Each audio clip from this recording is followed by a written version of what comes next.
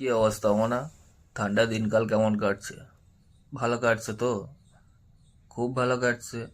দেখে হিংসা হচ্ছে। আমার তো দেখে হিংসা হচ্ছে না কেন আমার দিনকাল ভালো কাটছে না। এত বেধড়ক ঠান্ডা পড়েছে রে ভাই, কি কমু তোমাদের। তার উপরে এই হালার ভূতেরা ঘরের মাঠে নিউজিল্যান্ড এসে হাড়াহাড়ি দিয়ে চলে গেল।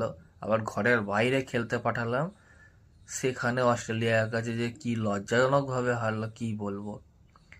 প্রথম ম্যাচটা তো এত দাপটের সাথে ভাই জিতেছিল যে কি বলবো। তো ভাই প্রথম ম্যাচটা জেতার পর মনে হয়েছিল এবার অস্ট্রেলিয়ার মানে পুরো পথে পথে করে দেবে, অস্ট্রেলিয়া পুরো প্যাকেট করে ঘর পাঠিয়ে দেবে।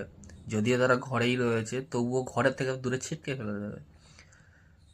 এ তো অস্ট্রেলিয়ার সাথে ম্যাচ হচ্ছিল না ইন্ডিয়ায়, অস্ট্রেলিয়ার সাথে ম্যাচ থোড়ি হচ্ছিল, অস্ট্রেলিয়া ভার্সেস বুমরা হচ্ছিল। বুমরা 5 ম্যাচে টোটাল 32টার উপরে উইকেট নিয়ে পালিয়ে গেল।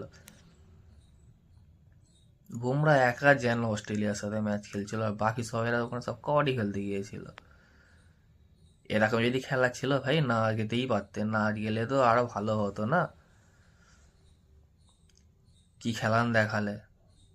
তোমাদের একটা অভ্যাস আমি বুঝতে পারি না ভাই, একজন উইকেট পড়ে গেলে আরেকজন এসে একটু টিকে খেলার চেষ্টা কেন না করে। সবাই হুড়দাঙ্গা করে কেন সব খেলতে চলো। বর্ডার গাভাস্কার টপের ফাইনাল থেকে তো ছিটকে গেল, পয়েন্ট টেবিল থেকে তো ছিটকে চলে গেল। পয়েন্ট টেবিলে আর কেউ নেই, পয়েন্ট টেবিলে এবার কে খেলবে? অস্ট্রেলিয়া তো আগেই উঠে বসে রয়েছে 1 নম্বরে, সাউথ আফ্রিকা রয়েছে।